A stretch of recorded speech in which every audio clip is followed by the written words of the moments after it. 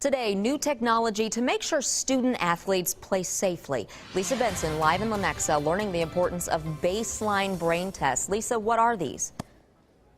Well, right now we are waiting for the kids to show up. The testing starts in about an hour, but what the test does, it's a vision training to help to detect brain injuries. In fact, this is the machine they're going to be using again in about an hour with the student athletes. I'm joined now live with Robin Abramowitz. She's with the Brain Injury Association of Kansas and Kansas City.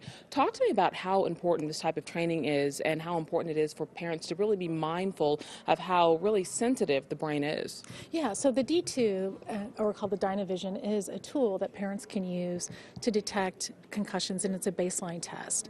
A lot of parents don't know that a concussion is a brain injury, and some of the signs and symptoms that we encourage parents and athletes to be aware of is, and a concussion is a jolt or a blow to the head.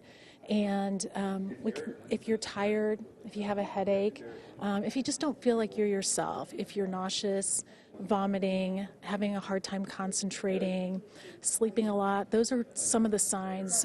Dizziness and your vision's blurred, those are some of the signs to look for that you might have a concussion. And if you think your child had a concussion or has a concussion, what should your child do? Yeah, so the most important thing is to rest. So video games, you'd want to take it down a notch.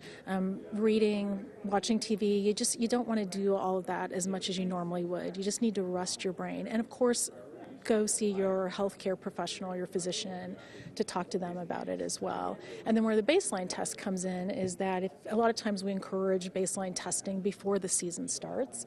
And then if your child has a concussion, then you can do the test again, and it can help with identify some of the visual or motor or cognitive defects that might have happened, might have occurred.